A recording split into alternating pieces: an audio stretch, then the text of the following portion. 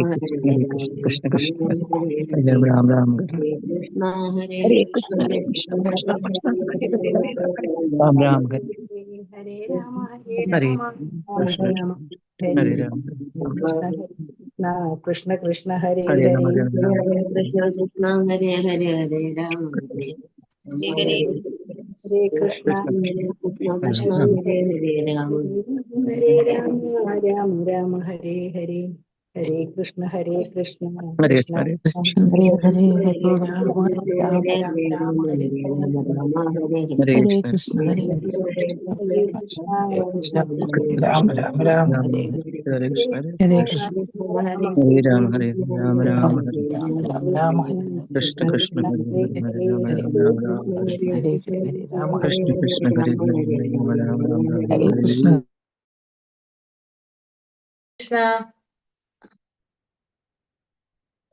Hare Krishna Hare Krishna Hare Hare Krishna Mataji, Pranam. Hare Krishna Mataji Pranam Hare Krishna Daji Pranam Hare Krishna Krishna Hare Hare Ram Hare Ram Hare Krishna Mataji Pranam. Hare Krishna, Hare Krishna Mataji. Hare Krishna, Hare Krishna, Namo Hare Krishna Hare Vasudevaya, Krishna Mataji Om Namo Bhagavate Vasudevaya, Om Namo Bhagavate Vasudevaya, Ajnanatimirandasya Jnananjana Shalakaya Chakshurinmilitam Yena Tasmai Shri Gurave Namah.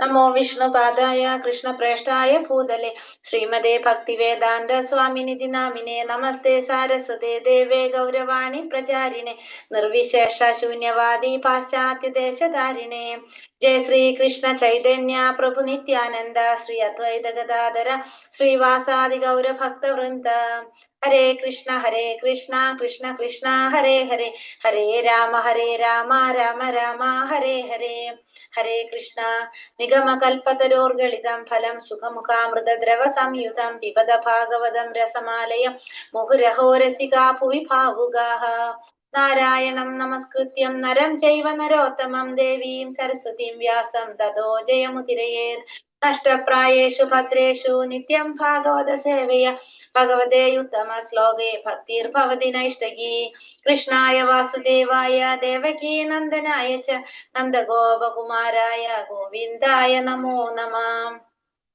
ഹരേ കൃഷ്ണ കൃഷ്ണ കൃഷ്ണ ഹരേ ഹരേ ഹരേ രാമ രാമ രാമ ഹരേ ഹരേ ഹരേ Krishna Shri Shri Radha Govind temple ISKCON മാംഗ്ലൂരിന്റെ Bhagavatam ക്ലാസ്സിലേക്ക് എല്ലാവർക്കും സ്വാഗതം.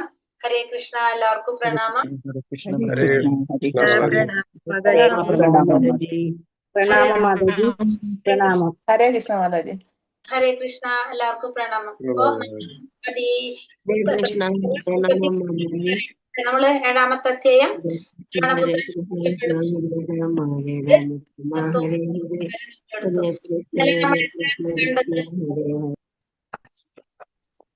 ഹരേ കൃഷ്ണ, ഇന്നലെ നമ്മൾ എന്താ കണ്ടത്?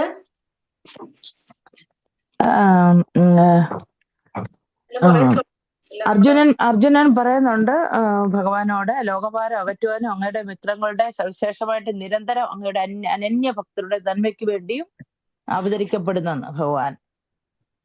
അതെ, ഭഗവാൻ അവതരിക്കുന്ന ലോകത്തിന്റെ ഭാരം അകറ്റാനും പിന്നെ ഭക്തന്മാരുടെ നന്മയ്ക്കായിട്ടാണ് ഭഗവാൻ, അതായത് ഭഗവാനെ മഹത്വപ്പെടുത്താണ് അർജുനൻ ഭഗവാനോട് പ്രാർത്ഥിക്കാൻ മഹത്വപ്പെടുത്തുകയാണ്. ഭഗവാൻ എല്ലാവരുടെയും പിതാവാണ്, ആർക്കും അദ്ദേഹത്തിന്റെ പിതാവാകാൻ സാധ്യമല്ല. എന്തുകൊണ്ടാണ് അർജുനനൊക്കെ പറയുന്നത്? കാരണം ബ്രഹ്മാസ്ത്രം വിട്ടപ്പോ അർജുനൻ ഭഗവാനെ സ്തുതിക്കുന്നേ എന്താണ്, അപ്പൊ അത് ഭഗവാനോട് ചോദിക്കുകയാണ്. പക്ഷെ ഇവിടെ പറയുന്ന എന്താണ്? പ്രാർത്ഥനകൾ അർപ്പിച്ചതിന് കഴിഞ്ഞിട്ട് ഭഗവാന്റെ അടുത്ത് എന്തെങ്കിലും അവതരിപ്പിക്കാൻ പാടുള്ളൂ എന്ന് പറയാണ് അല്ലെ. അർജുനൻ അത് നമുക്ക് മാതൃക കാണിച്ചു തരാണ് ചെയ്യുന്നത്. അർജുനൻ ഭഗവാനെ കുറെ മഹത്വപ്പെടുത്തി കീർത്തിച്ചതിന് ശേഷമാണ് അർജുനൻ ഭഗവാന്റെ അടുത്ത് പ്രാർത്ഥനകൾ അർപ്പിക്കുന്നത്. അപ്പൊ നമുക്കത് അർജുനൻ കാണിച്ചു തരാണ്. കാരണം അർജുനൻ സാമാന്യ ജനങ്ങൾക്ക് മാതൃകയാക്കാൻ വേണ്ടിയിട്ടാണ് ഇങ്ങനെ ഒരു രീതി പിന്തുടർന്നെന്ന് പറയുന്നുണ്ട്. അപ്പൊ നമ്മളൊക്കെ മനസ്സിലാക്കി തരാൻ വേണ്ടി നമ്മൾ ഭഗവാന്റെ അടുത്ത് എന്തെങ്കിലും പ്രാർത്ഥിക്കുമ്പോൾ നമ്മൾ എന്ത് ചെയ്യണം? ആദ്യം ഭഗവാനെ മഹത്വപ്പെടുത്തിയിട്ട് വേണം, അല്ലെങ്കിൽ കീർത്തിച്ചിട്ട് വേണം നമ്മൾ ഭഗവാന്റെ അടുത്ത് എന്തെങ്കിലും അവതരിപ്പിക്കാൻ അല്ലെങ്കിൽ പ്രാർത്ഥിക്കാൻ എന്നാണ് അർജുനൻ അവിടെ കാണിച്ചു തരുന്നത്. പിന്നെ പിന്നെ ഭഗവാനോട് ചോദിക്കുവാണ്, ഇത് അതീന്ദ്രിയ ലീലകളാണ്, ഭൗതിക ഗുണങ്ങൾക്ക് അതീതമാണ് ഭഗവാന്റെ അതീന്ദ്രിയ ലീലകൾ എന്ന് പറയുന്നുണ്ട്. അത് കഴിഞ്ഞ് ഭഗവാനോട് ചോദിക്കുവാണ്, എപ്രകാരമാണ് ഈ വിപത്തായ തേജസ് എവിടെ നിന്നാണ് വരുന്നതെന്ന് ഭഗവാനോട് ചോദിക്കുന്നുണ്ട്. ഭഗവാൻ എന്താ പറഞ്ഞത്? ഈ അസ്ത്രത്തെ, ഈ ബ്രഹ്മാസ്ത്രം വിട്ടതാണെന്ന് പറഞ്ഞു. കാരണം പ്രാണരക്ഷാർത്ഥം നിസ്സഹായനായിട്ട് ദ്രോണപുത്രൻ അശ്വത്ഥമാവ് ബ്രഹ്മാസ്ത്രം തൊടുത്തതാണെന്ന് പറഞ്ഞു. അപ്പൊ അർജുനനോട് പറയാണ്, അതിന് പ്രതിവിധിയായിട്ട് എന്ത് ചെയ്യാൻ സാധിക്കുള്ളൂ? നിനക്കറിയാം, നിന്റെ കയ്യിലുള്ള ബ്രഹ്മാസ്ത്രം വിടാനായിട്ട്, ഒരു ബ്രഹ്മാസ്ത്രം കൊണ്ടേ അടുത്തതിനെ തടുക്കാൻ സാധിക്കുള്ളൂ എന്ന് അർജുനനോട് ഭഗവാൻ പറയാണ്. പിന്നെന്താ പറയുന്നത്? പിന്നെന്താ കണ്ടത് നമ്മൾ ഇന്നലെ? ഇപ്രകാരം ശ്രവിച്ചപ്പോൾ അർജുനൻ ഭഗവാനെ പ്രതിഷ്ഠ ചെയ്ത് ശുദ്ധീകരണാർത്ഥം ജലസ്പർശിച്ച് അർജുനൻ അസ്ത്രം പ്രയോഗിച്ചു. ഒരു ബ്രഹ്മാസ്ത്ര രശ്മികൾ സംഭവിച്ചപ്പോൾ സൂര്യകോളത്തിൽ സമാനമായ ഒരു അഗ്നിബലയം സമ്പൂർണ്ണ ബഹിരാകാശത്തെയും അവതരണം ചെയ്യപ്പെട്ടു. ത്രിലോകങ്ങളിലെ സർവമാന ജനങ്ങൾക്കും അസ്ത്രങ്ങളുടെ സംയോജിത താപത്താൽ ദുസ്സഹമായ ചൂട് അനുഭവപ്പെട്ടു. സംഹാരവേളയിൽ ഉണ്ടാകുന്ന സംവർത്തകാഗ്നിയെ എല്ലാവരും സ്മരിച്ചു. അപ്പോൾ അതായത് അർജുനനും അപ്പൊ എന്ത് ചെയ്തു? ഭഗവാന്റെ നിർദ്ദേശപ്രകാരം അർജുനനും ജലശുദ്ധീകരണം ശുദ്ധീകരണം ചെയ്തതിന് ശേഷം ആചമനമൊക്കെ ചെയ്തിട്ട് അർജുനനും എന്ത് ചെയ്തു? ബ്രഹ്മാസ്ത്രം പ്രയോഗിച്ചു. കാരണം ഇത് എന്തിനാണ് ആചമനമൊക്കെ ചെയ്ത് ശരീരം ശുദ്ധീകരിച്ച് എന്തിനു വേണ്ടിയിട്ടാണ്? കാരണം അസ്ത്രം, ബ്രഹ്മാസ്ത്രം വീഴാണ്. നമ്മൾ പറഞ്ഞില്ലേ, അസ്ത്രം എന്ന് പറഞ്ഞ എന്താണ്? മന്ത്രങ്ങൾ കൊണ്ടാണത്, അല്ലെ? മന്ത്രങ്ങൾ കൊണ്ടാണ് അത് പ്രവർത്തിപ്പിക്കുന്നത്. അപ്പൊ ആ മന്ത്രങ്ങൾ കൊണ്ട് പ്രവർത്തിക്കണമെങ്കിൽ നമ്മൾ എന്ത് ചെയ്യണം? ഏതൊരു മന്ത്രം ചൊല്ലണമെങ്കിൽ നമുക്ക് എന്തുണ്ടാവണം? നമുക്ക് ശുചിത്വം ഉണ്ടാവണം, അല്ലെ? ശൗചം നമ്മൾ പറയുന്നുണ്ട്, അല്ലെ? ആന്തരികമായിട്ടും ബാഹ്യമായിട്ടുള്ള ശൗചം, ആ ശുചിത്വം നമുക്ക് ഉണ്ടാവണം. അപ്പൊ ബാഹ്യമായ ശുചിത്വം ഉണ്ടാവാൻ വേണ്ടിയിട്ട് എന്ത് ചെയ്തു? എന്താ പറയാ, ആചമനം എന്നല്ല നമ്മൾ പറയേണ്ടത്, അതിനൊരു വാക്ക് പറയുന്നുണ്ട്, ആചമനം ചെയ്തു. അതായത് അർജുനൻ എന്ത് ചെയ്യാണ്? ജലം കൊണ്ട് ജലസ്നാനം ശുദ്ധീകരിക്കുകയാണ് ചെയ്യുന്നത്. അതിനുശേഷം ബ്രഹ്മാസ്ത്രം പ്രയോഗിക്കുകയാണ് ചെയ്യുന്നത്. അപ്പൊ നമുക്കറിയാം, അസ്ത്രം മന്ത്രങ്ങൾ കൊണ്ടാണ് പ്രയോഗിക്കുന്നത്. അപ്പൊ അതുകൊണ്ട് ഭഗവാന്റെ നിർദ്ദേശപ്രകാരം അർജുനൻ അത് ചെയ്തു. അപ്പൊ ചെയ്തപ്പോ എന്താ സംഭവിച്ചത്? രണ്ടും കൊണ്ടും തമ്മിൽ കൂട്ടിമുട്ടിയപ്പോൾ ഭയങ്കരമായിട്ടുള്ള ചൂട് അനുഭവപ്പെട്ടു എന്നാ പറയുന്നത്, അല്ലെ? അസഹ്യമായിട്ടുള്ള ദുസ്സഹമായ ചൂട് അനുഭവപ്പെട്ടു. അതെങ്ങനെയാണ്? സംവർത്തക അഗ്നി എന്നാണ് പറയുന്നത്. അതിനെ സംവർത്തകം എന്നുള്ളൊരു വാക്കുകൊണ്ടാണ് അതിനെ സൂചിപ്പിക്കുന്നത്. സംവർത്തക അഗ്നിയായിട്ട് ഏവരും സ്മരിച്ചു. സംവർത്തകം എന്ന് വെച്ചാൽ സംവർത്തക, നമ്മള് ഇതിനു മുന്നേ നമ്മൾ പറഞ്ഞു, ഏതാണ്, ഏത് ലീലയാണ് പറഞ്ഞത്? ഗോവർദ്ധന ലീല. ഗോവർദ്ധന ലീലയിലും ആ മഴ പെയ്യ്ക്കുന്നതിനെ സംവർത്തകം എന്നാണ് പറഞ്ഞിട്ടാണ് പറയുന്നത്. സംവർത്തക മഴ എന്നാണ് വെച്ചാൽ അതിനെ പറയുന്നത്. അപ്പൊ അങ്ങനെ അത്രയും കഠിനമായിട്ടുള്ള ഒരു ചൂടാണ് അവിടെ അനുഭവപ്പെട്ടെന്ന് പറഞ്ഞിട്ട് നമ്മൾ അങ്ങനെയാണ് 33 ശ്ലോകം വരെ നമ്മൾ എത്തിയത്. ശ്ലോകത്തിലേക്ക് പോകാം. ഹരേ കൃഷ്ണ. നമോ ഭഗവതേ വാസുദേവായ. പ്രചോപദ്രവമാലക്ഷ്യ ലോകാവ്യതികരം ച തം മദം ച വാസുദേവസ്യ സഞ്ജഹാരാർജുനോദ്വയം.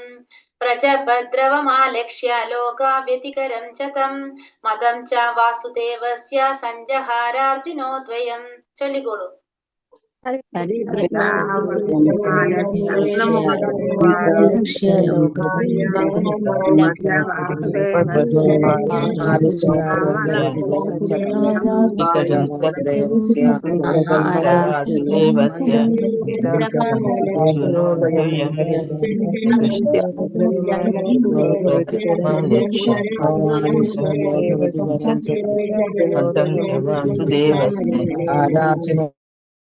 കൃഷ്ണ. പ്രജ സാമാന്യ ജനങ്ങൾ, ഉപദ്രവം ആലക്ഷ്യ അത് ദർശിക്കയാൽ, ലോക ഗ്രഹങ്ങൾ, വ്യതികരം നാശം, ച തം അത്, മതം ച അഭിപ്രായവും, വാസുദേവസ്യ വാസുദേവന്റെ അതായത് ശ്രീകൃഷ്ണന്റെ, സഞ്ചഹാര പിൻവലിച്ചു, അർജുനൻ ദ്വയം ഇരു അസ്ത്രങ്ങളും. വിവർത്തനം ഭാവാർത്ഥം. ശ്രീല പ്രഭുപാദി കി ജയ്. പ്രജകൾക്ക് ഉപദ്രവം ഉണ്ടാക്കുന്നതും ഗ്രഹങ്ങളുടെ ആസന്നമായ നാശത്തെ ദർശിക്കിയാൽ ശ്രീകൃഷ്ണ ഭഗവാൻ അഭിലഷിച്ചതുപോലെ അർജുനൻ തൽക്ഷണം ഇരു ബ്രഹ്മാസ്ത്രങ്ങളെയും പിൻവലിച്ചു. ഇപ്പോ ഭഗവാന്റെ നിർദ്ദേശാനുസരണം, ഭഗവാന്റെ ഇച്ഛയ്ക്ക് അനുസരിച്ചാണ് ഇവിടെ ആര് പ്രവർത്തിച്ചത്? അർജുനൻ പ്രവർത്തിച്ചത്. അശ്വത്ഥമാവ് തന്റെ പ്രാണരക്ഷാർത്ഥം സ്വന്തം താല്പര്യത്തിനനുസരിച്ച് അത് പ്രയോഗിച്ചു. പക്ഷെ അർജുനൻ ഭഗവാന്റെ ഇച്ഛയ്ക്കനുസരിച്ച്, കാരണം ഭഗവാൻ അഭിലഷിച്ചതുപോലെയാണ് അർജുനൻ തന്റെ ബ്രഹ്മാസ്ത്രം പ്രയോഗിച്ചത്. അപ്പൊ രണ്ട് ബ്രഹ്മാസ്ത്രങ്ങളെയും പിൻവലിച്ചു. കാരണം എന്താണ്? അത് പ്രജകൾക്ക് ഉപദ്രവം ഉണ്ടാക്കുന്നതാണ്, ഗ്രഹങ്ങളുടെ നാശത്തിനും കാരണമാണെന്ന് മനസ്സിലാക്കി ഭഗവാൻ അർജുനനെ കൊണ്ട് എന്ത് ചെയ്യാണ്? ആ ബ്രഹ്മാസ്ത്രം പിൻവലിപ്പിക്കുകയാണ് ചെയ്തത്. ഭാവാർത്ഥം ശ്രീല പ്രഭുപാദിക്ക് ജയ്. ആധുനിക അണ്വായുധ സ്ഫോടനങ്ങൾ ലോകത്തെ സമ്പൂർണമായി ഉന്മൂലനം ചെയ്യുമെന്ന സിദ്ധാന്തം ബാലിശമായ സങ്കല്പമാണ്. പ്രാഥമികമായി അണ്വായുധത്തിന് ലോകത്തെ മുഴുവൻ നശിപ്പിക്കുവാൻ വേണ്ടത്ര ശക്തിയില്ല. രണ്ടാമതായി പരമപുരുഷനായ ഭഗവാന്റെ പരമേച്ഛയിലാണ് എല്ലാം ആശ്രയിച്ചിരിക്കുന്നത്. ഇപ്പോ ഇവിടെ പറയുന്നത് അണ്വായുധ സ്ഫോടനങ്ങൾ കൊണ്ട് ലോകത്തെ മുഴുവനും സമ്പൂർണമായിട്ട് നശിപ്പിക്കാൻ സാധിക്കുമെന്ന് പറയുന്നത് അത് ബാലിശമായിട്ടുള്ള ഒരു സങ്കല്പം മാത്രമാണ്. കാരണം അണ്വായുധത്തിന് ലോകത്തെ മുഴുവൻ നശിപ്പിക്കാനുള്ള ശക്തിയില്ല. ഇപ്പൊ നമുക്കത് മനസ്സിലാക്കി തരാണ് ഇവിടെ. കാരണം എന്തെന്ന്? അണ്വായുധം കൊണ്ട് നമ്മൾ പറഞ്ഞു, എന്താ പറയാ, ഒരു ചെറിയൊരു പ്രപഞ്ചം അല്ലെ, ഒരു മാത്രമേ നമുക്ക് നശിക്കാൻ സാധിക്കുന്നുള്ളൂ, മുഴുവനായിട്ട് നശിപ്പിക്കാൻ സാധിക്കില്ല. കാരണം അതിനേക്കാളും എത്രയോ ഇരട്ടി ശക്തിയാണെന്ന് പറഞ്ഞത് ബ്രഹ്മാസ്ത്രത്തിന് നമ്മൾ കഴിഞ്ഞ ശ്ലോകങ്ങളിൽ കണ്ടു. രണ്ടാമതായിട്ട് എന്താ കാരണം പറയുന്നത്? പരമപുരുഷനായ ഭഗവാന്റെ ഇച്ഛയിലാണ് എല്ലാം ആശ്രയിച്ചിരിക്കുന്നത്. അപ്പൊ എല്ലാതും ആശ്രയിച്ചിരിക്കുന്നത് ആരുടെ ഇച്ഛയിലാണ്? ഭഗവാന്റെ ഇച്ഛയനുസരിച്ചാണ് എല്ലാം നടക്കുന്നത്. കാരണം ഭഗവാന്റെ ഇച്ഛയോ അനുവാദമോ ഇല്ലാതെ യാതൊന്നും തന്നെ നിർമ്മിക്കാനോ നശിപ്പിക്കാനോ സാധ്യമല്ല. ആത്യന്തികമായി ശക്തിമത്തായത് പ്രകൃതി നിയമങ്ങളാണെന്ന് വിചാരിക്കുന്നതും ബുദ്ധിശൂന്യതയാണ്. അപ്പൊ എല്ലാത്തിന്റെ ആരംഭവും അല്ലെങ്കിൽ എന്താ പറയാ, എല്ലാം ആരംഭിക്കുന്നത് അല്ലെങ്കിൽ നിർമ്മിക്കുന്നതും നശിപ്പിക്കുന്നതും ആരുടെ ഇച്ഛയ്ക്കനുസരിച്ചാണ്? ഭഗവാന്റെ ഇച്ഛയ്ക്കനുസരിച്ചാണ്. ഭഗവാന്റെ ഇച്ഛയില്ലാതെ, ഭഗവാന്റെ നിശ്ചയമില്ലാതെ നമുക്ക് ഒന്നിനെ നശിപ്പിക്കാനോ നിർമ്മിക്കാനോ സാധ്യമല്ല. പിന്നെ അതേപോലെ തന്നെ ആത്യന്തികമായിട്ടുള്ള ശക്തിമത്തായ നിയമം പ്രകൃതിയുടെ നിയമങ്ങളാണെന്ന് വിചാരിക്കുന്നതും ബുദ്ധിശൂന്യതയാണ്. കാരണം ഭൗതിക പ്രകൃതി പ്രവർത്തിക്കുന്നത് ആരുടെ നിയന്ത്രണത്തിലാണ്? ഭഗവാന്റെ നിയന്ത്രണത്തിലാണ്. ഭഗവാന്റെ നേതൃത്വത്തിലാണ് ഭൗതിക പ്രകൃതിയുടെ നിയമങ്ങൾ പ്രവർത്തിക്കുന്നതെന്ന് ഭഗവാൻ ഭഗവത്ഗീതയിലൂടെ സ്ഥിരീകരിക്കുന്നു. തന്റെ മേൽനോട്ടത്തിലാണ് ഭൗതിക പ്രകൃതി നിയമങ്ങൾ പ്രവർത്തിക്കുന്നതെന്ന് ഭഗവാൻ അവിടെ പറയുന്നു. നിസ്സാര രാഷ്ട്രീയക്കാരുടെ മനോരഥങ്ങളാലല്ല, മറിച്ച് ഭഗവാൻ ഇച്ഛയാൽ മാത്രമേ ലോകത്തെ നശിപ്പിക്കാൻ സാധ്യമേയുള്ളൂ. അപ്പൊ ലോകത്തെ നശിപ്പിക്കാനായിട്ട് രാഷ്ട്രീയക്കാരുടെ മനോരഥങ്ങളായിട്ടല്ല, ഭഗവാന്റെ ഇച്ഛയ്ക്ക് മാത്രമേ നശിപ്പിക്കാനും സൃഷ്ടിക്കാനും സാധിക്കുകയുള്ളൂ. ദ്രൗണിയും അർജുനനും ഇരുവരും പ്രയോഗിച്ച ബ്രഹ്മാസ്ത്രങ്ങൾ പിൻവലിക്കണമെന്ന് ഭഗവാൻ ആഗ്രഹിച്ചു. അപ്പൊ ദ്രൗണി അതുപോലെ തന്നെ അർജുനൻ രണ്ടുപേരും പ്രയോഗിച്ചിട്ടുള്ള ബ്രഹ്മാസ്ത്രങ്ങൾ അത് പിൻവലിക്കണം എന്ന് ആരാഗ്രഹിച്ചു? ഭഗവാൻ അവിടെ ആഗ്രഹിച്ചു. ഭഗവാൻ അത് അർജുനനെ കൊണ്ട് നടപ്പിലാക്കി. തൽക്ഷണം അർജുനൻ അത് നിർവഹിക്കപ്പെട്ടു. അതേപോലെ സർവശക്തനായ ഭഗവാന് നിരവധി കാര്യകർത്താക്കൾ ഉണ്ടെന്ന് മാത്രമല്ല, ഭഗവാൻ ആഗ്രഹിക്കുന്നതൊക്കെയും ഒരുവനാൽ നിർവഹിക്കാൻ കഴിയുന്നത് ഭഗവാന്റെ ഇച്ഛയാൽ മാത്രമാണ്. അപ്പോ ഭഗവാൻ എന്താണ്, ഓരോ കാര്യങ്ങൾ പ്രവർത്തിക്കാനും കുറെ കർത്താക്കൾ ഉണ്ടാവും. ഓരോ പ്രവർത്തികൾ ചെയ്യാനായിട്ട് അത് ഓരോരുത്തരെ കൊണ്ടാണ് ഭഗവാൻ ഓരോ കാര്യങ്ങൾ നിർവഹിക്കുന്നത്. അപ്പൊ അതുകൊണ്ട് ഭഗവാൻ ആഗ്രഹിക്കുന്നതൊക്കെ ഒരുവനാൽ നിർവഹിക്കാൻ കഴിയുന്നത് ഭഗവാന്റെ ഇച്ഛപ്രകാരം. അപ്പൊ നടക്കുന്നത് എങ്ങനെയാണ്? ഭഗവാന്റെ ഇച്ഛയ്ക്ക് അനുസരിച്ചാണ് നടക്കുന്നത്. അപ്പൊ അത് അവനെ കൊണ്ട് നിർവഹിക്കുന്നത് ആരുടെ ഇച്ഛപ്രകാരമാണ്? ഭഗവാന്റെ ഇച്ഛപ്രകാരമാണ് നടക്കുന്നത്. ശ്ലോകം 33. തഥാ ആസാദ്യ തരസ ദാരുണം ഗൗതമീസുതം ബബദ്ധാമർഷതാം താമ്രാശ പശും രശനയാ യഥാ തഥാ ആദസ്യ തരസ ദാരുണം ഗൗതമീസുതം ബബദ്ധാം അമർഷത താമ്രാശ പശും രശനയാ യഥാ. ഹരേ കൃഷ്ണ, ചൊല്ലിക്കോളൂ.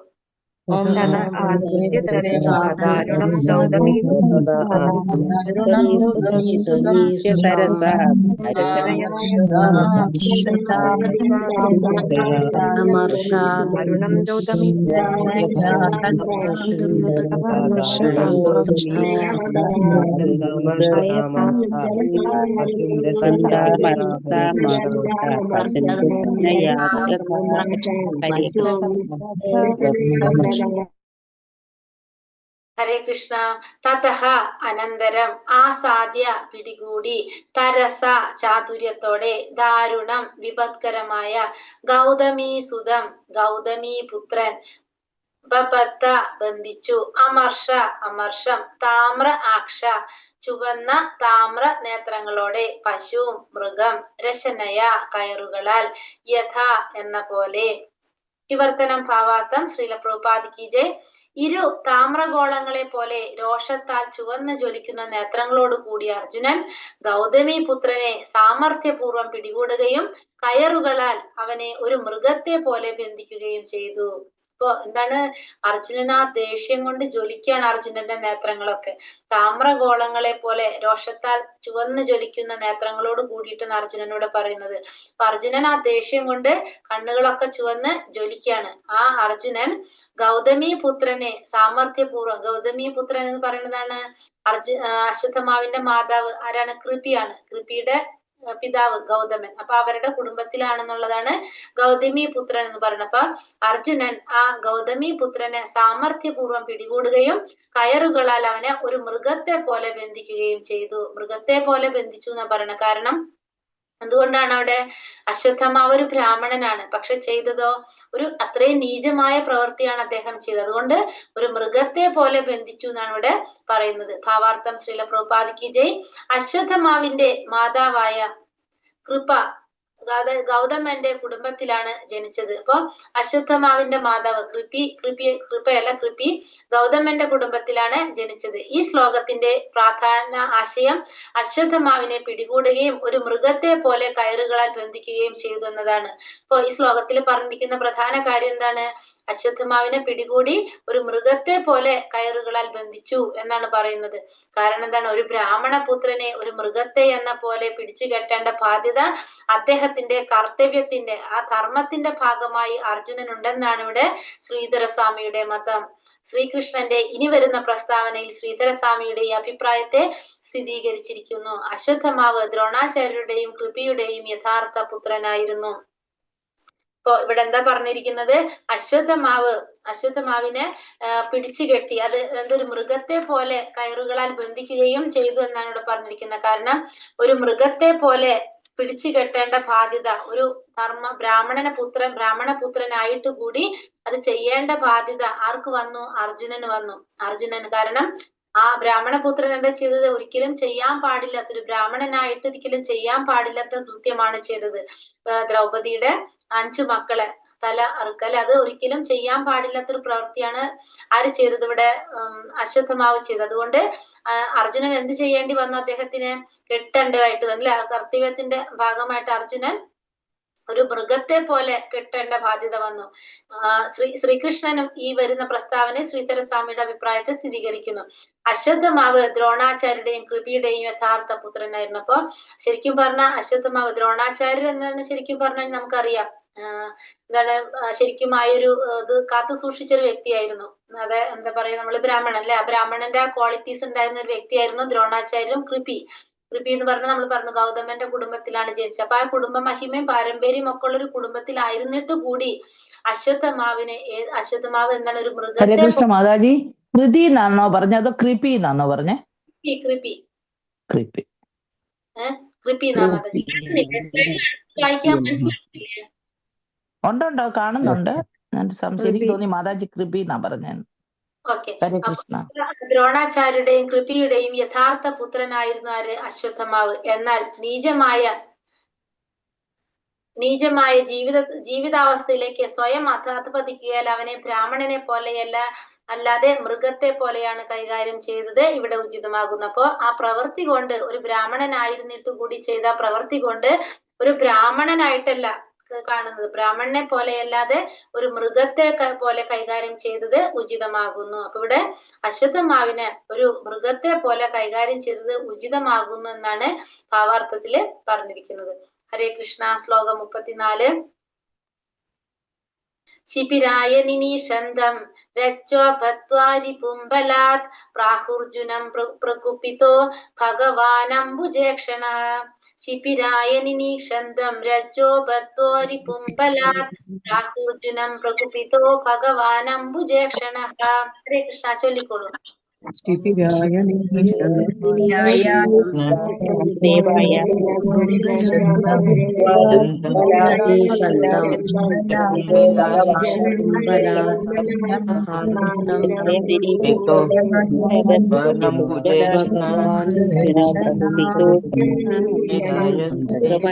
ഭഗവാൻ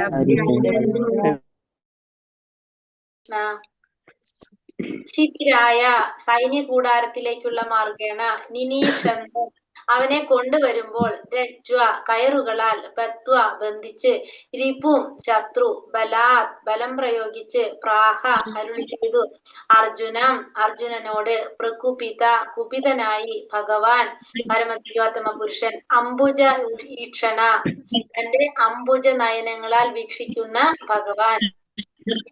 ഭാവാർത്ഥം ശ്രീല പ്രഭുപാദ് കി ജയ്. വിവർത്തനം. അശ്വത്ഥമാവിനെ ബന്ധനസ്ഥനാക്കിയ ശേഷം അർജുനൻ അവനെ സൈനിക കൂടാരത്തിലേക്ക് കൊണ്ടു ചെല്ലാൻ ആഗ്രഹിച്ചു. പരമദിവ്യോത്തമ പുരുഷനായ ശ്രീകൃഷ്ണൻ തന്റെ അംബുജ നേത്രങ്ങളാൽ വീക്ഷിച്ചുകൊണ്ട് കുപിതനായ അർജുനനോട് അരുളി ചെയ്തു. അപ്പൊ അർജുനൻ എന്താണ് ആഗ്രഹിച്ചത്? ഇവനെ പിടിച്ചു കെട്ടി എവിടേക്ക് കൊണ്ടുപോകണം? സൈനിക കൂടാരത്തിലേക്ക് കൊണ്ടു ചെല്ലാനാണ് അർജുനൻ ആഗ്രഹിച്ചത്. കാരണം എന്താണ്? അർജുനൻ ഓൾറെഡി ആരടുത്ത് പറഞ്ഞിട്ടാ പോകുന്നുണ്ടായിരുന്നത്? ദ്രൗപദിയുടെ അടുത്ത് അല്ലെ, പറഞ്ഞിട്ടാ പോകുന്നുണ്ടായിരുന്നു. അപ്പൊ അതുകൊണ്ട് ദ്രൗപദിയുടെ മുമ്പാകെ ഈ അശ്വത്ഥമാവിനെ കൊണ്ടു ചെല്ലാനാണ് ആരാഗ്രഹിച്ചത്? അർജുനൻ ആഗ്രഹിച്ചത്. പക്ഷെ ഭഗവാന്റെ അംബുജ നേത്രങ്ങളാൽ വീക്ഷിച്ചുകൊണ്ട് കുപിതനായ അർജുനനോട് അരുളി ചെയ്തു. അപ്പൊ ഈ ദേഷ്യത്തിൽ നിൽക്കുന്ന അർജുനനോട് ഭഗവാൻ പറയാണ്. എന്താണ് പറയുന്നത്? ഇവിടെ ഇരുവരെയും, അർജുനനെയും ശ്രീകൃഷ്ണ ഭഗവാനെയും കോപാകുലരായി വിവരിച്ചിരിക്കുന്നു. ഇവിടെ രണ്ടുപേരും കോപത്തിലാണ്. അർജുനനും ശ്രീകൃഷ്ണ ഭഗവാനും രണ്ടുപേരും കോപത്തിലാണ്. എന്നാൽ അർജുനന്റെ നേത്രങ്ങളെ ചുവന്ന താമ്രഗോളങ്ങളോടും അതേസമയം ഭഗവാന്റെ നയനങ്ങളെ അംബുജങ്ങളോടും താദൃശ്യപ്പെടുത്തിയിരിക്കുന്നു. അപ്പൊ ഇവിടെ അർജുനന്റെ നേത്രങ്ങൾ എങ്ങനെയാണ്? ചുവന്ന താമ്രഗോളം, അഗ്നിഗോളത്തിനോടാണ് താരതമ്യപ്പെടുത്തിയിരിക്കുന്നതെങ്കിൽ ഭഗവാന്റെ നയനങ്ങൾ എങ്ങനെയാണ്? അംബുജ നേത്രങ്ങളാണ്. അംബുജ ഭയങ്കര ദേഷ്യത്തിലാണ്. പക്ഷെ ദേഷ്യത്തിലാണെങ്കിലും ഭഗവാൻ എങ്ങനെയാണ്? അംബുജ നേത്രങ്ങളോടാണ് ഭഗവാന്റെ നേത്രങ്ങളെ താരതമ്യപ്പെടുത്തിയിരിക്കുന്നത്, സാദൃശ്യപ്പെടുത്തിയിരിക്കുന്നത്. അർജുനന്റെ കത്തി ജ്വലിക്കുകയാണ്. അങ്ങനെയാണ് അർജുനന്റെ നേത്രങ്ങളെ പറയുന്നത്.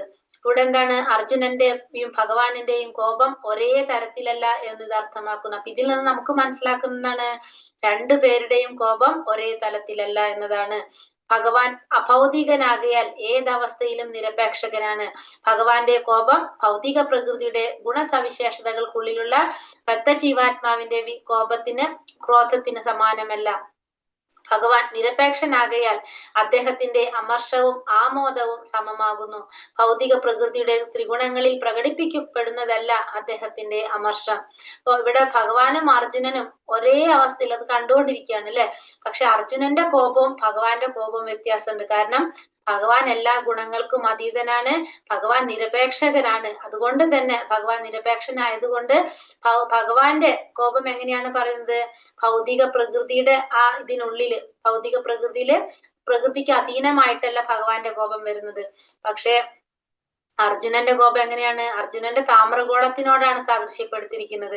അർജുനന്റെ കോപം എങ്ങനെയാണ് വരുന്നത്? അപ്പൊ അത്രയും ആ ഒരു അമർഷം മുഴുവനും അത് നമുക്ക് പ്രകടമാക്കാൻ സാധിക്കണം. പക്ഷെ ഭഗവാന്റെ കോപത്തിന് നമുക്ക് താമര നേത്രങ്ങളോട് അല്ലെ, അംബുജ നേത്രങ്ങളോടാണ് പറയുന്നത്. അപ്പൊ ഭഗവാന്റെ കോപം എന്താണ്? അത് അതിനനുസരിച്ച് പ്രകടമാകുന്നില്ല. കാരണം ഭഗവാൻ എപ്പോഴും എങ്ങനെയാണ് നിൽക്കുന്നത്? ഒരേ അവസ്ഥയിലാണ് നിൽക്കുന്നത്. ഭൗതിക പ്രകൃതിയുടെ ഗുണവിശേഷങ്ങൾക്കുള്ളിൽ പത്താത്മാവിന്റെ കോപത്തിന് സമാനമല്ല ആരുടെ കോപം? ഭഗവാന്റെ കോപം. ഭഗവാൻ നിരപേക്ഷനാകിയാൽ അദ്ദേഹത്തിന്റെ അമർഷവും ആമോദവും രണ്ടും തുല്യമായിട്ടാണ് പറഞ്ഞത്. അമർഷം വന്നാലും ആമോദം വന്നാലും ഭഗവാൻ സമനാകുന്നു. ഭൗതിക പ്രകൃതിയുടെ ത്രിഗുണങ്ങളിൽ പ്രകടിപ്പിക്കപ്പെടുന്നതല്ല ഭഗവാന്റെ അമർഷം. സ്വഭക്തന്റെ കാര്യത്തിലേക്കുള്ള ഭഗവാന്റെ മനച്ചായ്വിന്റെ ഒരു സൂചന മാത്രമാണിത്. അപ്പൊ അതൊന്ന് നമുക്ക് സൂചിപ്പിക്കുന്ന എന്താണ്? ഭഗവാന്റെ ഭക്തന്റെ ഭക്തന്റെ കാര്യത്തിലേക്കുള്ള ഭഗവാന്റെ ഒരു മനച്ചായ്വ് മാത്രമാണ് നമുക്കിവിടെ ആ കോപം എന്ന് പറഞ്ഞ് സൂചിപ്പിക്കുന്നത്. കാരണം അതാണ് അദ്ദേഹത്തിന്റെ അതീന്ദ്രിയ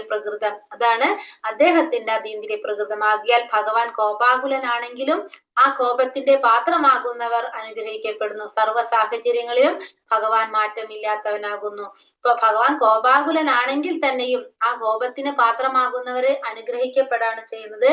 എല്ലാ സാഹചര്യങ്ങളും ഭഗവാൻ മാറ്റമില്ലാത്തവൻ. അപ്പൊ എല്ലാ സാഹചര്യങ്ങളും ഭഗവാൻ എപ്പോഴും എങ്ങനെയാണ്? ഒരേപോലെയായിരിക്കും നിലനിൽക്കുന്നത്. ഹരേ കൃഷ്ണ. ശ്ലോകം 35. മൈനം പാർത്ഥാർഹസി ത്രാതും ബ്രഹ്മബന്ധൂമിമം ജഹി യോസാവനാകസാ സുപ്താൻ വധി നിശി ബാലകാൻ. മൈനം പാർത്ഥാർഹസി ത്രാതും ബ്രഹ്മബന്ധൂമിമം ജഹി യോസാവാനാകസാ സുപ്താൻ വധി നിശി ബാലകാൻ. ഹരേ കൃഷ്ണ. ചൊല്ലിക്കോളൂ. ഹരേ കൃഷ്ണ.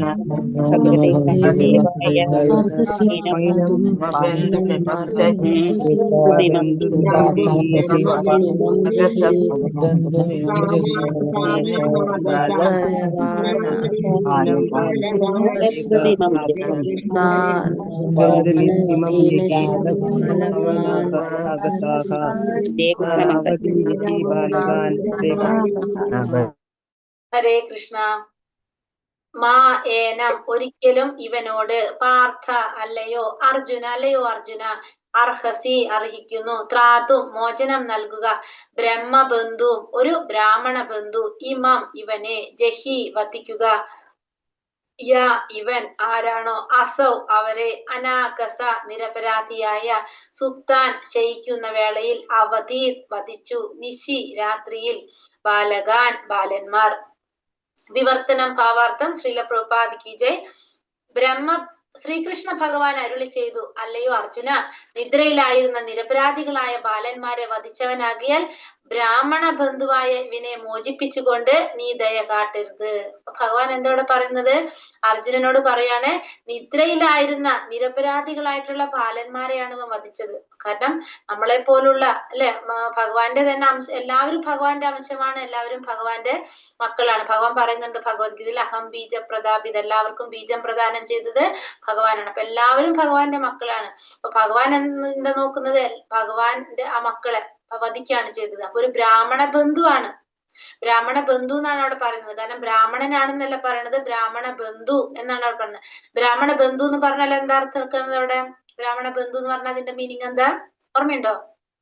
ദ്വിജബന്ധു. എന്നുവെച്ചാല് ബ്രാഹ്മണനാണെങ്കിലും കർമ്മങ്ങൾ അറിയാത്ത ആൾ. ബ്രാഹ്മണന്റെ ഗുണങ്ങള് ഇല്ലാത്ത പറയാ ബ്രാഹ്മണ ബന്ധു എന്നാണ് പറയുന്നത്. അപ്പൊ ഭഗവാൻ അവിടെ പറയുന്നത് അർജുനോട് എന്താ പറയണത്? നിദ്രയിലായിരുന്ന നിരപരാധികളായ ബാലന്മാരെ വധിച്ചത് കൊണ്ട് ആ ബ്രാഹ്മണ ബന്ധുവായിട്ടുള്ള ഇവനെ മോചിപ്പിച്ചുകൊണ്ട് ദയ കാണിക്കാൻ പാടില്ല എന്നാണ് ഭഗവാൻ പറയുന്നത്. ഭാവാർത്ഥം. ശ്രീല പ്രഭുപാദ് കി ജയ്. ബ്രഹ്മബന്ധു എന്ന പദം പ്രാധാന്യം അർഹിക്കുന്നു. ഒരു ബ്രാഹ്മണ കുലത്തിൽ ജന്മമെടുത്തവനും എന്നാൽ ബ്രാഹ്മണൻ എന്ന് സംബോധന ചെയ്യാൻ യോഗ്യതയില്ലാത്തവരെയാണ് എന്ത് പറയുന്നത്? ഇല്ലാത്തവനെ ബ്രാഹ്മണനല്ല, മറിച്ച് ബ്രാഹ്മണ ബന്ധു എന്ന് വിശേഷിപ്പിക്കുന്നു. അപ്പൊ അതായത് ആ ഒരു കുലത്തിൽ ജന്മം എടുത്തിട്ടും ആ കുലത്തിന്റെ മഹിമ ഇല്ലാത്തവൻ, അല്ലെങ്കിൽ അതിനുള്ള യോഗ്യത ഇല്ലാത്തവരെ നമുക്ക് എന്ത് പറയാം? ബ്രാഹ്മണ ബന്ധു എന്ന് പറയാനായിട്ട് സാധിക്കും. ഹൈക്കോടതിയിലെ ന്യായാധിപന്റെ പുത്രൻ ഫലത്തിൽ ഹൈക്കോടതിയിലെ ന്യായാധിപനല്ല, എന്നാൽ ന്യായാധിപ പുത്രനെ ബഹുമാന്യനായ ന്യായാധിപന്റെ ബന്ധു എന്ന് വിശേഷിപ്പിക്കുന്നതിൽ ദോഷമല്ല. ആകയാൽ എപ്രകാരം ജന്മം കൊണ്ട് മാത്രം ഒരാൾ ഹൈക്കോടതിയിലെ ന്യായാധിപനാകുന്നില്ലയോ, അപ്രകാരം ജന്മാവകാശത്താൽ മാത്രം ആരും ബ്രാഹ്മണനാകുന്നില്ല. അപ്പൊ ഇവിടെ ശ്രീ പ്രഭുപാദർ പറഞ്ഞിരിക്കുന്ന എക്സാമ്പിൾ എന്താണ്? ഒരു ബ്രാഹ്മണ കുലത്തില് ജന്മം എടുത്തിട്ട് പറഞ്ഞിരിക്കുന്നത് ആ യോഗ്യത ഇല്ലാത്തവനെ നമ്മൾ എന്ത് പറയും? ബ്രാഹ്മണന്റെ യോഗ്യതകൾ ഇല്ലെങ്കിൽ അവനെ ബ്രാഹ്മണ ബന്ധു എന്ന് പറയും. ഹൈക്കോടതി ജഡ്ജിയുടെ മകൻ എന്താണ്? അച്ഛൻ ജഡ്ജിയാണെന്ന് വെച്ചിട്ട് ആ മകൻ ജഡ്ജിയല്ല. പക്ഷെ എന്താണ്? ആ എന്ത് പറയാം? ഹൈക്കോടതി ജഡ്ജിയുടെ മകനാണ്, ഒരു ബന്ധുവാണെന്ന് പറയും. അങ്ങനെ അവകാശം പറയാന്നല്ലാതെ ജന്മാവകാശത്തിൽ ആരും, അതേപോലെ തന്നെയാണ് ജന്മാവകാശം കൊണ്ട് ആരും ബ്രാഹ്മണനാകുന്നില്ല. ബ്രാഹ്മണൻ ആവശ്യം വേണ്ടുന്ന യോഗ്യത പ്രാപ്തിയിലൂടെ അത് സാധ്യമാകൂ. അപ്പൊ ഒരു ബ്രാഹ്മണന് വേണ്ട യോഗ്യതകളുണ്ട്, അതിലൂടെ മാത്രമേ അത് സാധ്യമാക്കാൻ സാധിക്കുള്ളൂ. അല്ലാതെ ഒരു വ്യക്തിയെ നമുക്ക് എന്ത് പറയാൻ സാധിക്കില്ല, ബ്രാഹ്മണനാണെന്ന് പറയാനായിട്ട് സാധിക്കില്ല. ഭഗവത്ഗീതയിൽ പറയുന്നുണ്ട് അല്ലെ, 42ാമത്തെ ശ്ലോകത്തില് ഒരു ബ്രാഹ്മണന് വേണ്ട യോഗ്യതകൾ എന്തൊക്കെയാണെന്ന് പറയുന്നുണ്ട്. ഓർമ്മയുണ്ടോ ആർക്കെങ്കിലും? ശമോദമസ്തപാ ശൗച്യം ശാന്തിരാർജന ഏവച സത്യസന്ധനായിരിക്കണം, ക്ഷമയുള്ളവനായിരിക്കണം, ധർമ്മം, നീതി, ക്ഷമ, ശാന്തത, ആത്മസംയമനം, ക്ഷമ, പിന്നെന്താണ് സത്യസന്ധത, ആസ്തിക്യം. ഇത്രയും ഗുണങ്ങൾ ആർക്കുണ്ടാവണം? ഒരു ബ്രാഹ്മണൻ. 9 ഗുണങ്ങൾ. അതായത് ധർമ്മം പാലിക്കാൻ സാധിക്കുന്നവരായിരിക്കണം, ഭക്തി ഉണ്ടാവണം, അതാണ് ആസ്തിക്യം എന്ന് പറഞ്ഞത്. അപ്പൊ ഇത്രയും കാര്യങ്ങൾ പാലിക്കുന്നവനാണ്, ഇത്രയും ഗുണങ്ങളുള്ള വ്യക്തിയാണ് ആരൊരു ബ്രാഹ്മണൻ. അപ്പൊ അത് ഭഗവാൻ പറയുന്നുണ്ട് ഭഗവത്ഗീതയിൽ. അപ്പൊ ഹൈക്കോടതിയിലെ ന്യായാധിപ പദവി യോഗ്യനായ ഒരാൾ പ്രാപ്തമാക്കുന്നത് പോലെ ബ്രാഹ്മണ പദവിയും യോഗ്യതയായാൽ മാത്രമേ പ്രാപ്തമാകുകയുള്ളൂ. അപ്പൊ ഒരു ബ്രാഹ്മണൻ എന്ന പദവി കിട്ടണമെങ്കിൽ ബ്രാഹ്മണന്റെ കുടുംബത്തിൽ ജനിച്ചുകൊണ്ട് ആരും ബ്രാഹ്മണനാകുന്നില്ല. എന്താണ്? അതിനുള്ള പദവി പ്രാപ്തമാക്കിയാൽ മാത്രമേ, അതിന് യോഗ്യതയുണ്ട്, അത് പ്രാപ്തമാക്കിയാൽ മാത്രമേ ബ്രാഹ്മണന്റെ പദവിയിലും കിട്ടുന്നുള്ളൂ. ശാസ്ത്ര നിർദ്ദേശം എന്തെന്നാൽ ബ്രാഹ്മണ കുലത്തിലല്ലാതെ ഇതര കുലത്തിൽ ജനിച്ച ഒരു വ്യക്തി സദ്ഗുണ സമ്പന്നനായി കാണപ്പെട്ടാൽ ആ യോഗ്യനായ വ്യക്തിയെ ബ്രാഹ്മണനായി അംഗീകരിക്കണം. അപ്പോ ശാസ്ത്രത്തിൽ പറഞ്ഞിരിക്കുന്നത് എന്താണ്? ഒരു വ്യക്തി ബ്രാഹ്മണ കുലത്തിൽ ജന്മം എടുത്തില്ല. കാരണം നമ്മള് ഒരു കാര്യം നമുക്ക് നിശ്ചയിക്കാം. കാരണം എന്താണ്? ആ ഒരു ജന്മം കിട്ടുന്നത് എന്തുകൊണ്ടാണ്? പൂർവ്വജന്മത്തിൽ നമ്മൾ ചെയ്ത കർമ്മത്തിന്റെ അടിസ്ഥാനത്തിലാണ് നമ്മള് ബ്രാഹ്മണനായിട്ടും ക്ഷത്രിയനായിട്ടും വൈശ്യരായിട്ടും ശൂദ്രരായിട്ടും ജന്മം എടുക്കുന്നത്. പക്ഷെ അങ്ങനെ ജന്മം എടുത്തു കഴിഞ്ഞ് നമ്മൾ ആ ചെയ്ത കർമ്മത്തിന്റെ ഫലം അവിടെ തീർന്നു അല്ലെ. അതിനുശേഷം പിന്നെ നമ്മൾ ചെയ്യുന്ന പ്രവൃത്തി അനുസരിച്ചാണ് നമ്മള് ആ കുലത്തിന് യോഗ്യത ഉണ്ടോ ഇല്ലയോ നമ്മൾ തീരുമാനിക്കുന്നത്. നമ്മള് പൂർവ്വജന്മത്തില് ഉള്ള കർമ്മം അനുസരിച്ച് നമ്മളൊരു ബ്രാഹ്മണനായി അല്ലെങ്കിൽ ഒരു ക്ഷത്രിയനായി ജന്മമെടുത്തു ആ ഒരു കുടുംബത്തില്.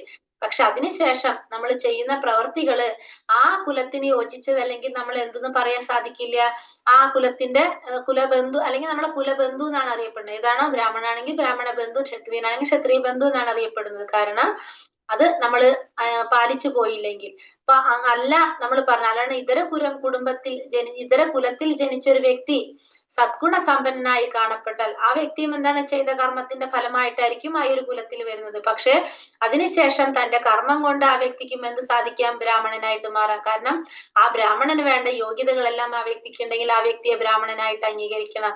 അതേപോലെ ബ്രാഹ്മണ കുലത്തിൽ പിറന്നവനെങ്കിലും ബ്രാഹ്മണീയ ഗുണങ്ങൾ ഇല്ലാത്ത ഒരാളെ അബ്രാഹ്മണൻ അഥവാ ബ്രാഹ്മണ ബന്ധുവായി കരുതി പെരുമാറണം. എല്ലാ ധാർമ്മിക തത്വങ്ങളുടെയും വേദങ്ങളുടെയും പരമാധികാരിയായ ഭഗവാൻ ശ്രീകൃഷ്ണൻ സ്വയം ഈ വ്യത്യാസങ്ങളെ ചൂണ്ടിക്കാണിച്ചിരിക്കുന്നു. താഴെ പ്രസ്താവിച്ചിരിക്കുന്ന ശ്ലോകത്തിൽ ഇതിനുള്ള കാരണവും ഭഗവാൻ വിശദമാക്കുന്നു.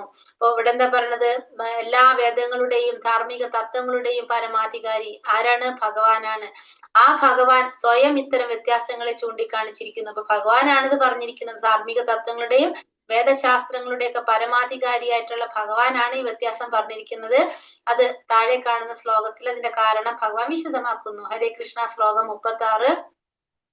മത്തം പ്രമത്തം ഉന്മത്തം സുപ്തം ബാലം സ്ത്രിയം ജഡം പ്രപന്നം വിരതം വീരം നാരി പൂംഹന്തി ധർമ്മവീർ. മത്തം പ്രമത്തം ഉന്മത്തം സുപ്തം ബാലം സ്ത്രിയം ജഡം പ്രപന്നം വിരതം വീതം നാരി പൂംഹന്തി ധർമ്മവീർ. ഹരേ കൃഷ്ണ. ചൊല്ലിക്കോളൂ.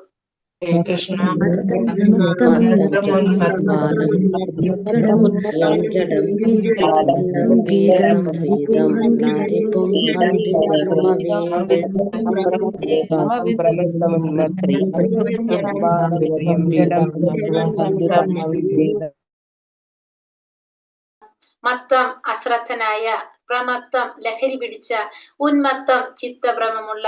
എന്താണ് മത്തം പ്രമത്തം ഉന്മത്തം? മത്തം അശ്രദ്ധനായ, പ്രമത്തം ലഹരി പിടിച്ച, ഉന്മത്തം ചിത്രഭ്രമമുള്ള, സുപ്തം നിദ്രയിലാണ്ട, ബാലം ബാലൻ, സ്ത്രീയം സ്ത്രീജനം, ജഡം മൂഢനായ, പ്രപന്നം കീഴടങ്ങിയ, വിരഥം രഥം നഷ്ടപ്പെട്ടവൻ, ഭീതം ഭയചകിതനായ, ന ഇല്ല, രിപു ശത്രു, ഹന്തി വധിക്കുക, ധർമ്മവീർ ധാർമ്മിക തത്വങ്ങൾ അറിയുന്ന ഒരുവൻ, വിവർത്തനം ഭാവാർത്ഥം ശ്രീല പ്രഭുപാദിക്ക് ജയ്. ധാർമ്മിക തത്വങ്ങൾ അറിയാവുന്ന ഒരാൾ അശ്രദ്ധനായ, ലഹരി പിടിച്ച, ചിത്തഭ്രമമുള്ള, നിദ്രയിലാണ്ട, പേടിച്ചരണ്ട അല്ലെങ്കിൽ രഥം നഷ്ടപ്പെട്ട ഒരു ശത്രുവിനെ വധിക്കുകയില്ല. മാത്രമല്ല അവൻ ഒരു ബാലനെയോ ഒരു സ്ത്രീയെയോ ഒരു മൂഢജീവിയെയോ അല്ലെങ്കിൽ ഒരു കീഴടങ്ങിയ ആത്മാവിനെ വധിക്കാറില്ല. അപ്പോ ധാർമ്മിക തത്വങ്ങൾ അറിയാവുന്ന ഒരാൾ അശ്രദ്ധനായ, ലഹരി പിടിച്ച, ചിത്തഭ്രമമുള്ള, നിദ്രയിലാണ്ട, പേടിച്ചരണ്ട അല്ലെങ്കിൽ രഥം നഷ്ടപ്പെട്ട ഒരു ശത്രുവിനെ ഒരിക്കലും വധിക്കില്ല. അപ്പൊ നമുക്ക് ഈ തത്വങ്ങളൊക്കെ മനസ്സിലാക്കിയിട്ടുണ്ടെങ്കിൽ, നമുക്ക് ധാർമ്മിക തത്വങ്ങള്, ശാസ്ത്ര ഗ്രന്ഥങ്ങളൊക്കെ അറിയാവുന്ന ഒരു വ്യക്തിയാണെങ്കിൽ ഒരിക്കലും അശ്രദ്ധനായിട്ടുള്ള, ശ്രദ്ധയില്ലാത്ത, ലഹരി പിടിച്ചിട്ടുള്ള, ചിത്തഭ്രമമുള്ള, അല്ലെങ്കിൽ നിദ്രയിൽ ഉറങ്ങിക്കൊടുക്കുന്ന, അല്ലെങ്കിൽ പേടിച്ചിരിക്കുന്ന, അല്ലെങ്കിൽ രഥം നഷ്ടപ്പെട്ടിട്ടുള്ള, അതായത് യുദ്ധം ചെയ്യുന്ന സമയത്താണെങ്കിൽ ഒന്നുമില്ലാത്ത, എല്ലാം കൊണ്ടും നഷ്ടപ്പെട്ടിരിക്കുന്ന ഒരു ശത്രുവിനെ ഒരിക്കലും വധിക്കില്ല. മാത്രമല്ല അവൻ ഒരു ബാലനെയോ സ്ത്രീയെയോ ഒരു മൂഢജീവിയെയോ അല്ലെങ്കിൽ ഒരു കീഴടങ്ങിയ ആത്മാവിനെ വധിക്കാറില്ല. പിന്നെ ഒരു ബാലൻ, ഒരു സ്ത്രീ, ഒരു മൂഢജീവി അല്ലെങ്കിൽ ഒരു കീഴടങ്ങിയ ആത്മാവിനെ വധിക്കാറില്ല എന്ന് ഇവിടെ എന്തിലാ പറഞ്ഞിരിക്കുന്ന? ഭഗവാൻ പറയുന്നതാണ് അല്ലത്.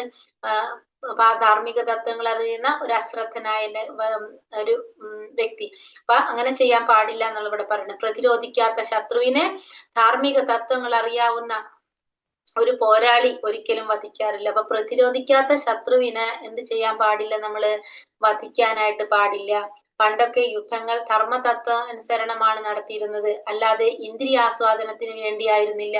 ശത്രു ലഹരി പിടിച്ചവനോ നിദ്രയിലോ അല്ലെങ്കിൽ മുകളിൽ പ്രസ്താവിച്ച ഏതെങ്കിലും വിധത്തിലോ ആണ് ഉള്ളതെങ്കിൽ അവനെ ഒരിക്കലും വധിക്കരുത്. ധർമാനുസൃത യുദ്ധത്തിന്റെ ചില നിബന്ധനകളാണിവ.